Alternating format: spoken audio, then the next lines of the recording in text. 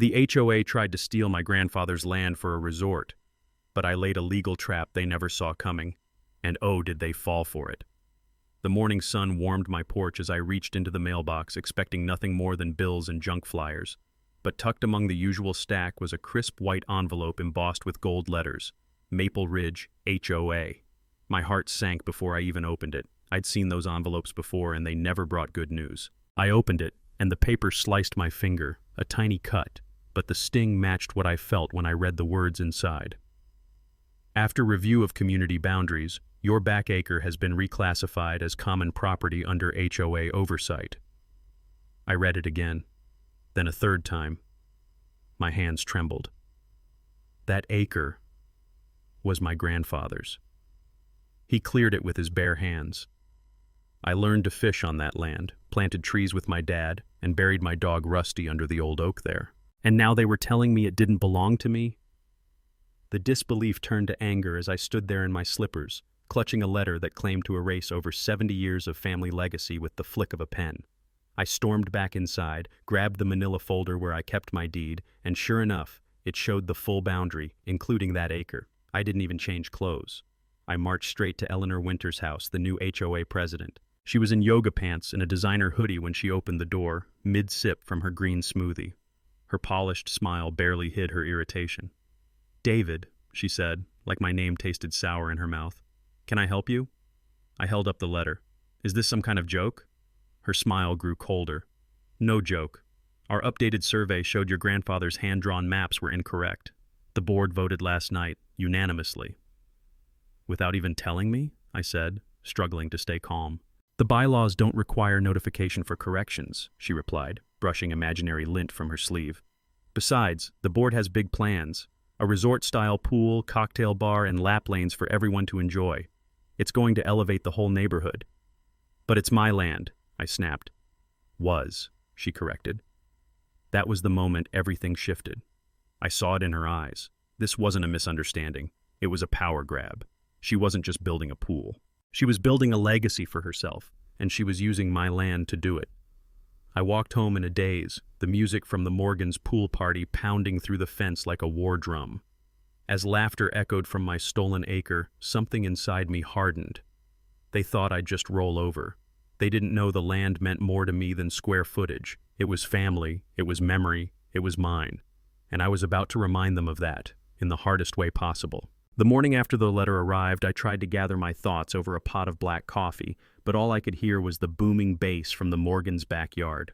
The same Morgans who, just a week ago, were chatting with me about gardening tips, now hosting a raucous party feet from my disputed land. I tried to ignore it, but when the music was still blaring at 1 o'clock a.m., I had enough. I marched across the yard in my boots and knocked on their door. Tyler answered, red-faced and beer in hand. "Hey man," he slurred. "Party's winding down. We're good." "It's almost 1:30. I've called twice. Some of us work in the morning." Samantha stepped into view. "We shut the music at 1. It's just voices now. Nothing in the bylaws against that." I took a slow breath. "Speaking of bylaws, did you know the HOA is trying to reclassify my back acre?" Their eyes shifted. Guilty. Samantha looked down. Tyler cleared his throat. "Look, it's not personal. Eleanor showed us the new survey. Said your grandfather's maps were off." I stared at them. You knew this was coming." Samantha bit her lip. "She said it was for the good of the neighborhood. A resort-style pool would raise everyone's home values." "By stealing my land?" I said, voice rising. "You built that pool right up to the line. Don't tell me that was a coincidence." They didn't respond. They didn't need to. Their silence was louder than anything they could have said. I walked home, pulse racing, thoughts churning. How many others had known? How long had this been planned? The next morning, I visited Eleanor again, not to talk this time, but to observe. Her yard was spotless, of course. Landscaping company truck in the driveway. HOA funds, no doubt. Across the street, Rose, my elderly neighbor, was pruning her rose bushes. She looked up and gave me a knowing glance. "You too, huh?" she said. "Excuse me?" "They tried the same thing on the Hendersons last year, rezoned their back garden as community green space. They moved out within 2 months. And no one stopped it?" "Fear," she said, snipping a dead bloom. "And Eleanor's got friends in high places." I nodded, jaw tight. Well, I'm not going anywhere. That afternoon, I pulled out Grandpa's old survey documents, determined to prove what we all knew. This land was mine. I marked off the old boundaries with rope and orange flags, every inch of it. Tyler watched from his porch, drink in hand. Eleanor drove by slowly, sunglasses hiding her expression. Then came the email. Dear resident, Pinecrest HOA will commence development of the community leisure facility on the designated shared property beginning Tuesday. Please remove any personal items from the area to ensure safety and avoid obstruction. Tuesday. They weren't just planning, they were building. I had 5 days. 5 days to stop a machine that had already bulldozed its way through other families like mine. But they didn't realize something important. This wasn't just land to me. This was my family's legacy. And I wasn't just some naive homeowner with an old fence and a faded deed. I had a plan. And just like they'd taken the first step, I was about to take mine. Not with rage, not with noise, but with strategy. And they'd never see it coming. That night, I couldn't sleep. My mind kept circling around one question. What if they were wrong? Or worse, what if they knew they were wrong but didn't care? I pulled the old wooden chest from the attic, the one Grandpa had built himself. No hinges, just sliding wood. Dust blanketed the lid like forgotten time. Inside, beneath yellowed photo albums and a bundle of faded fishing licenses, I found what I'd been hoping for. Grandpa's survey documents, tied with twine and labeled in his blocky handwriting. I laid the maps out across my kitchen table, heart pounding like I was holding a family secret. And maybe I was. Grandpa hadn't relied on guesswork. His maps followed the land, not just numbers. The boundaries tracked the curve of the creek, the shadow of the ridge, the line of century-old oaks, landmarks that had stood longer than any HOA, places where he'd taught me to cast a line or dig for worms on Sunday mornings. Their map, the one the HOA used, ignored all that. It was sterile, cold, straight lines slicing through the land like it was nothing more than real estate. No respect for history, no recognition of the people who came before. In the corner of Grandpa's deed, nearly faded beyond legibility, I found it. A reference to county survey markers placed in 1952. Coordinates. If those markers were still in the ground, they'd be proof. Legal proof. I needed help. I called the only person I could think of, James Jacobson, a retired land surveyor who'd worked with my father years ago. He picked up on the first ring. I told him what I found, and to my surprise, he didn't laugh or scoff. I'll be there in the morning, he said. Bring coffee. Strong. I called in sick to work and drove to the county records office. My cousin Vince, who worked there, raised his eyebrows when I told him what I was looking for.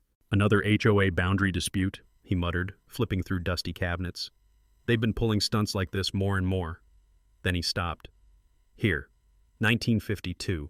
You're not going to believe this. The original county survey confirmed what Grandpa had recorded. My property extended farther than even I had thought. The creek had shifted decades ago after a flood, but legally, property lines didn't follow water, they followed documents. And those documents were still binding. I drove home with photocopies in hand and renewed fire in my chest. At sunset, Jacobson arrived, gear in tow, his truck loaded with measuring wheels and a metal detector. If those markers are still out there, he said, we'll find them. We worked in silence, guided by old maps and our shared sense of purpose. Near the edge of my overgrown fence line, under a tangle of roots, the metal detector screamed to life. Click, dig, scrape. There it was, a rusted iron disc driven deep into the soil, a survey marker, right where the 1952 map said it would be, and 30 feet inside the boundary the HOA claimed was theirs. Jacobson stared at it, then up at me. This changes everything, he said. We found 3 more by dusk, one near the old oak, another by the ridge. Each one told the same story. The land the HOA wanted, the land they claimed with their professional survey, was never theirs. It was mine. And now I had the proof. I wasn't just fighting back with memories anymore. I was fighting with evidence. Legal, historical, ironclad.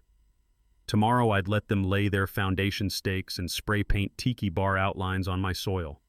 Because what they didn't know? They were building on a trap.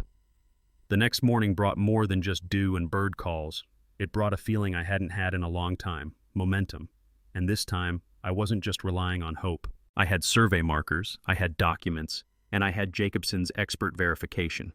Still, I couldn't shake the sense that something deeper, something even more powerful, was hiding beneath the soil.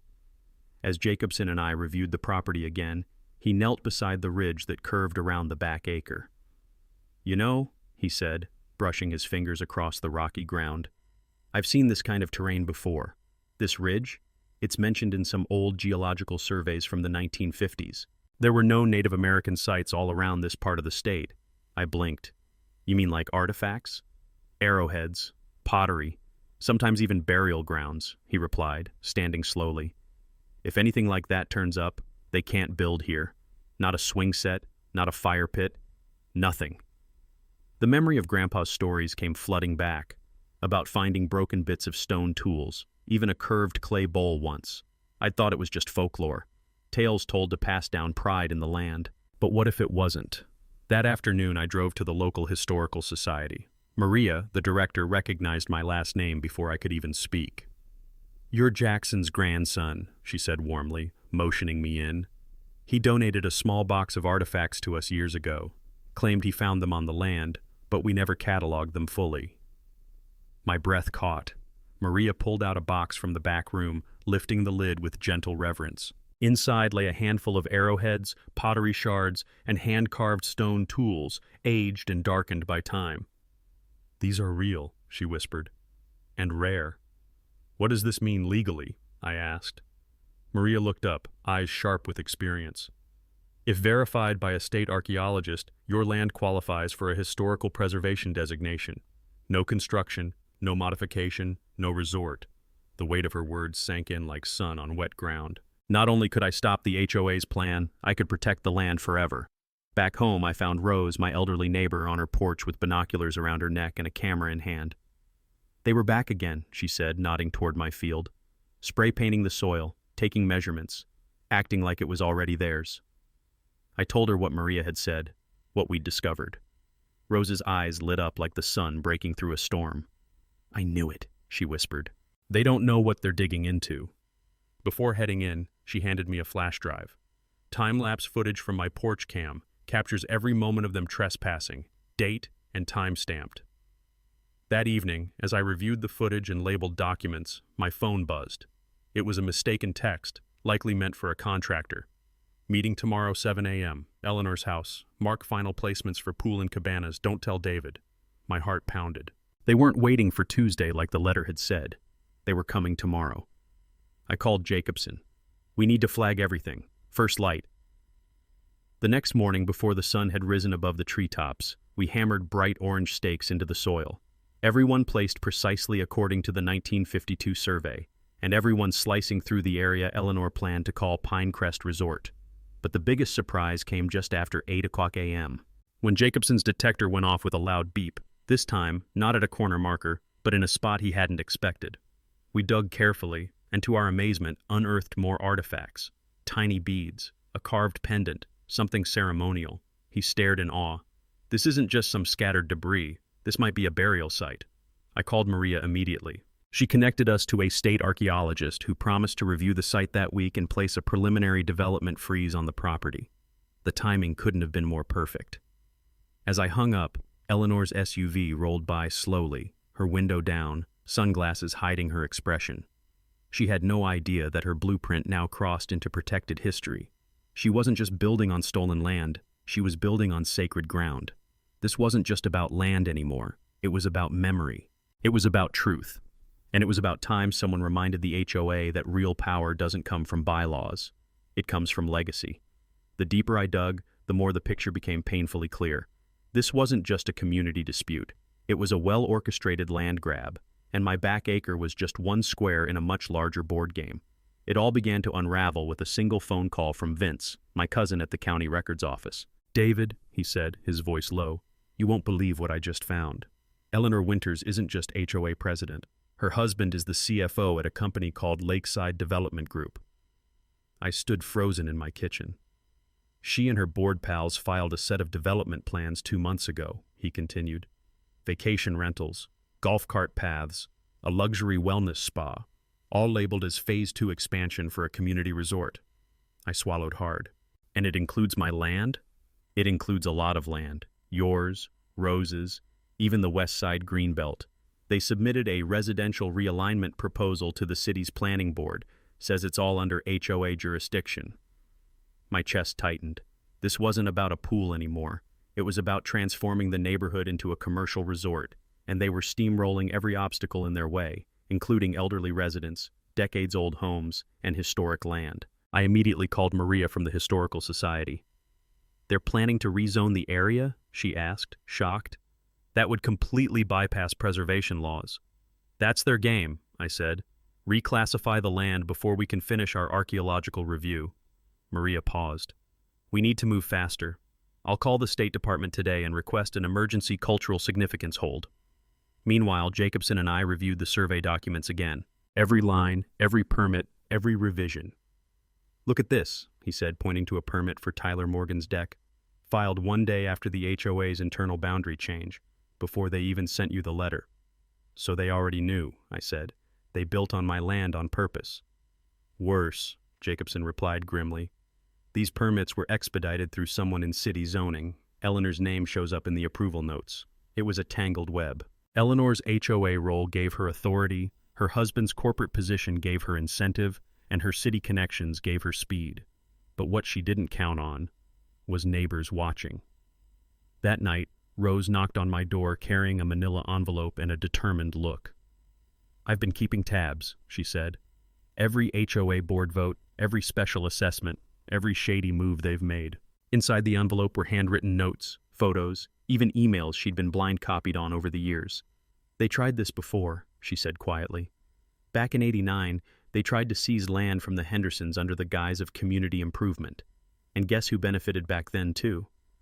I flipped the page and saw a familiar name. Winters, Eleanor's father-in-law.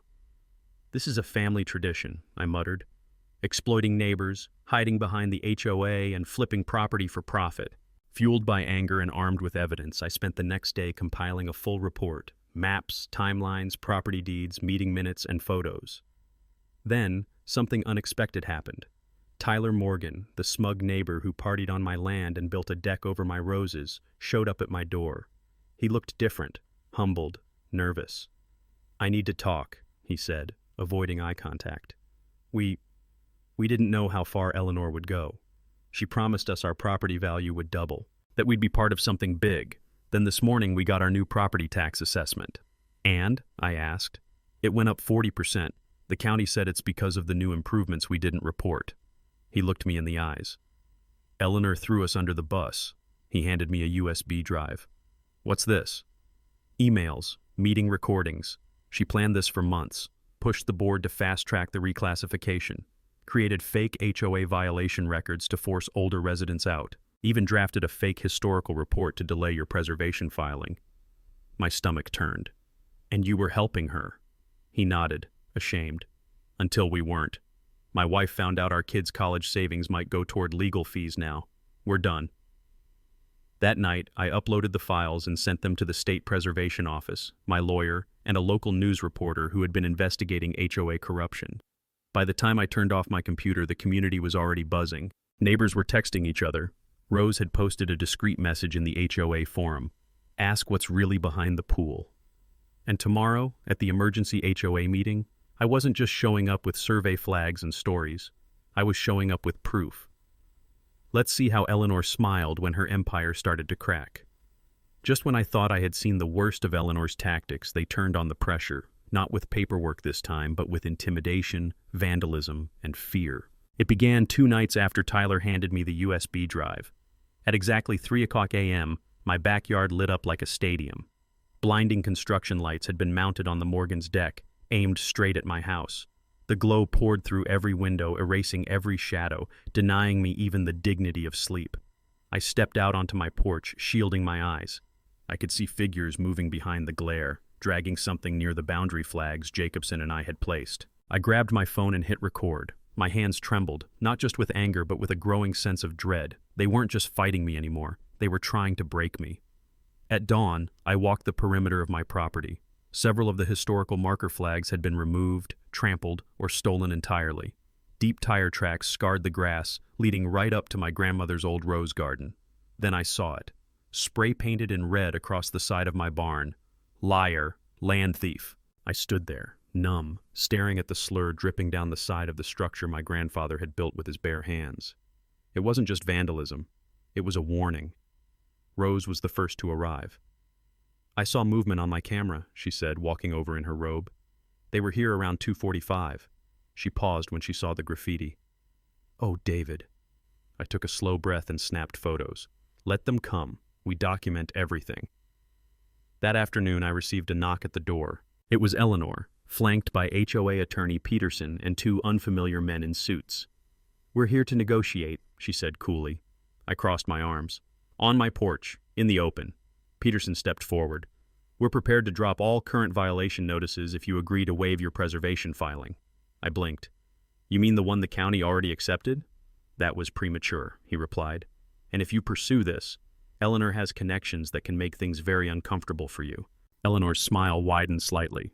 "You're already under stress, David. Property disputes, strange hours, surveillance. Hard for your neighbors to trust someone who's always watching them." I stared at her. "Did you just threaten to have me declared unstable?" Peterson raised both hands. "Nobody is threatening anything. We're just saying it might be easier, for everyone, if you stepped back." "Tell that to whoever vandalized my barn last night," I replied, holding up my phone and hitting play. The footage showed shadows moving under floodlights, someone kicking over a boundary marker. Eleanor's smile vanished. Peterson shifted uncomfortably. "We'll review this." "Do that," I said, "because if another thing happens on my property, I'll be pressing charges, and I've already spoken to the sheriff." They left without another word, but the message was clear. That night, I installed new cameras, motion-triggered floodlights, backup batteries, even a live stream feed set up through Jacobson's tech-savvy nephew. But I couldn't stop the whispers. Anonymous letters started appearing in my mailbox. "You're ruining the neighborhood. Just sell and move. People like you don't belong here." At the grocery store, some neighbors turned their backs. Others avoided eye contact. The real blow came when I received a notice from the HOA board.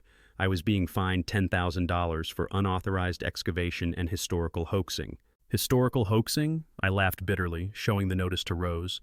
"They're claiming I planted the artifacts." Rose leaned closer, reading the letter. "They're grasping at straws. This is desperation." "Or escalation," I replied. "They're not just trying to discredit me now, they're trying to erase every reason I have to keep fighting." But they had underestimated one thing. This land wasn't just dirt and fence lines, it held memories, legacy, and truth. And every attack only made me dig deeper, hold tighter, because now it wasn't just about stopping a pool or protecting my roses. It was about proving that truth can stand, even when surrounded by lies. And as I stared at the fresh spray paint and the flickering camera feed, I knew this fight wasn't over. But neither was I. The Ridge Community Center had never been this crowded. Folding chairs filled the room wall to wall with neighbors packed shoulder to shoulder, whispering nervously. Some faces I recognized, others had always seemed too busy to say hello before. But tonight, they were all here, because something big was about to break. The HOA had called an emergency meeting after days of tension, rumors, and late-night lights flooding my backyard. They said it was to clarify concerns. I knew better. This was their attempt to regain control, to silence the truth before it spread any further. I arrived early, not alone. At my side stood Rose, our elderly neighbor with a spine of steel and a folder thicker than a phone book. Behind us came Jacobson, the surveyor, carrying printed maps and diagrams. And walking just ahead was Diana Chen, a board member who had grown more skeptical of Eleanor's leadership with every passing week. As we entered, Eleanor stood at the front of the room, perfectly dressed, her posture immaculate, lips painted a shade too bright for someone pretending to be calm. She locked eyes with me but quickly turned back to the microphone. "Let's begin," she said. "Tonight's meeting will address false allegations and confusion surrounding the Pinecrest Resort plans. We'll clarify community boundaries and vote to proceed as scheduled." Murmurs rippled through the crowd. I raised my hand. "Point of order," I said. "According to Section 5 of our HOA bylaws, any vote involving land reclassification must include documentation, at least 72 hours in advance." "That didn't happen." Eleanor didn't flinch. "This is an emergency session." "And what's the emergency?" I asked, stepping forward. "That you've been caught?" The room stilled. I opened my folder and laid out the original 1952 county survey, the recent certified boundary report, and photographs of the recovered survey markers. each one proving that the land the HOA was claiming as common space was, and always had been, part of my family's deeded property. I clicked a remote. A projector lit up the wall behind Eleanor, showing a map overlay. My grandfather's original hand-drawn property lines overlaid with Jacobson's certified survey and the modern HOA correction. They erased natural landmarks, ignored legal boundaries, and redrew the map to suit their resort plans, I said clearly. That's not just dishonest. That's fraud. There was a stunned silence. Then Rose stood up, her voice calm but firm.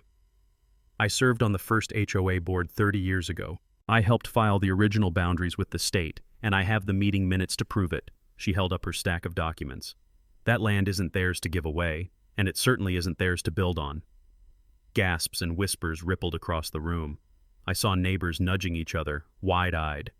Then Jacobson took the floor. I'm a licensed surveyor. The HOA's survey ignored geological features and legal precedent. No competent professional would do that by mistake. He pulled up the next slide. This was not an error, it was an engineered land grab. Eleanor's face paled. She stepped forward. We acted in good faith, based on the information we had. No, Diana interrupted. You acted based on your surveyor, your brother-in-law, and you never disclosed that conflict of interest to the board. The murmurs grew louder. People were turning. I could feel it. The tide was shifting. Then I played the final card. These artifacts, I said, holding up photos of the Native American relics discovered on the land, have been preliminarily dated back nearly 800 years. I've filed for a historical preservation status. No construction can proceed until the state concludes its investigation. Eleanor opened her mouth, but nothing came out. That's when Diana stood again. I move that we suspend all development plans and that we initiate a third-party audit of the HOA's land surveys and finances. Seconded, came voices from every corner of the room. All at once, hands went up, overwhelmingly, decisively. The motion passed, and just like that, the room exploded into conversation, people talking, confronting board members, asking questions. Eleanor stood frozen at the podium, her perfect smile now a thin, shaking line. David Jackson, a voice called. I turned to see Mr. Jenkins, a longtime resident, his hand extended. I didn't believe it at first, but you fought with proof, not anger. Thank you. I nodded, exhausted but hopeful. As I left the hall that night, neighbors clapped me on the back, offered thanks, and shared their own grievances. For the first time, I felt like we were a community again, not a club, not a clique, but people standing up for what was right.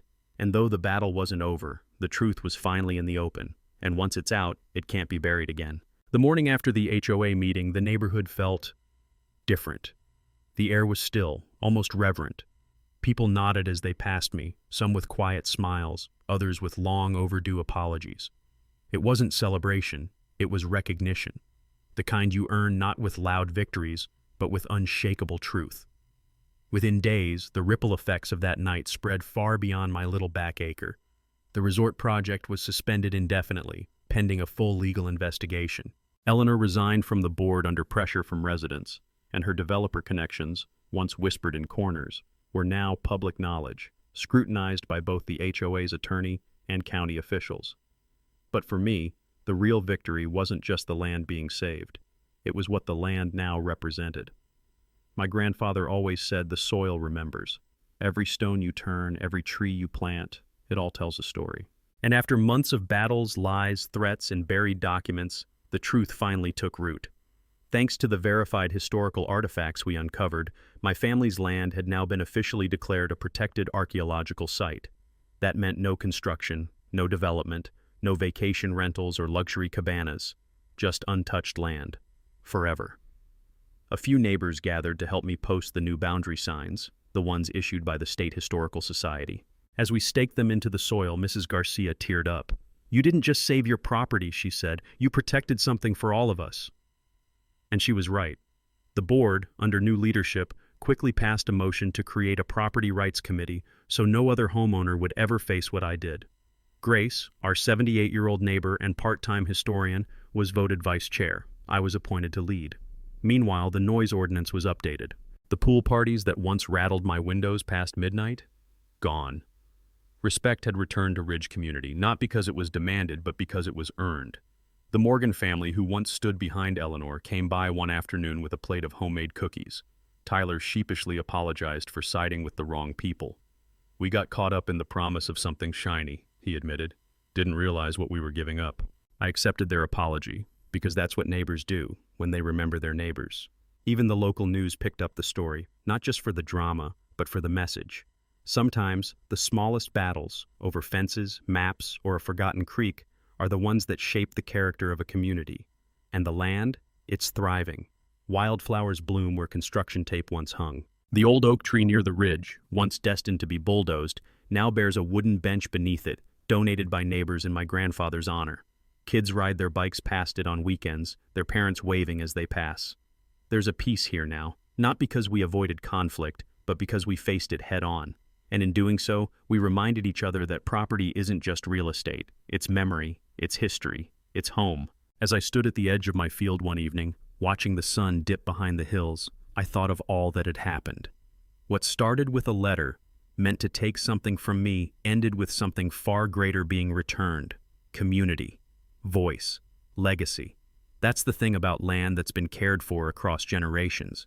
You don't just inherit it, you protect it. And sometimes if you're lucky, it protects you right back. Looking back, I've realized this battle wasn't just about property lines or HOA bylaws. It was about values, the kind that were passed down from our parents and grandparents, who believed in doing the right thing even when no one's watching. The first lesson this journey taught me is never underestimate the power of documentation. My grandfather's hand-drawn maps, those old county deeds, and even a box of arrowheads became the very foundation of truth. In a world that often favors fast deals and slick presentations, having the patience to preserve old records can make all the difference. For those of us who've lived long enough to see changes come and go, it's a reminder. The past matters, and sometimes it's what protects the future. Second, community matters more than convenience. At first, it felt like I was standing alone. But when neighbors began to see the bigger picture, they remembered that we're not just residents. We're part of something larger. We watch each other's homes, share garden tools, and look out for the widow next door. The HOA forgot that a neighborhood isn't built with concrete and fencing. It's built with trust and respect. When that trust is violated, it takes courage to rebuild it, but when it's restored, it's stronger than ever.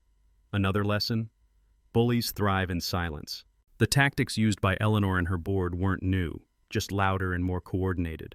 But what stopped them wasn't shouting or confrontation. It was steady resistance, quiet documentation, and a refusal to back down. Seniors especially understand the power of that kind of strength. We've lived through decades of change, hardship, and recovery. Sometimes, just standing your ground is enough to turn the tide. And finally, the most personal lesson of all. Some things are worth protecting, not for profit, but for legacy. My land wasn't valuable because of what someone could build on it. It was valuable because of what had already been built. Memories, generations of stories, shared laughter under the oak tree, meals cooked from vegetables grown on soil our family tilled together. No HOA development, no promise of rising property values could match that. To the seniors listening, whether you're fighting your own battles or simply trying to hold on to what you've built, know this: your voice matters, your story matters, and your values are the blueprint others will follow. Don't let intimidation or bureaucracy silence what decades of wisdom have taught you. In the end, we didn't win because we had the most power. We won because we had the most to protect. And that's a victory no board vote can ever take away.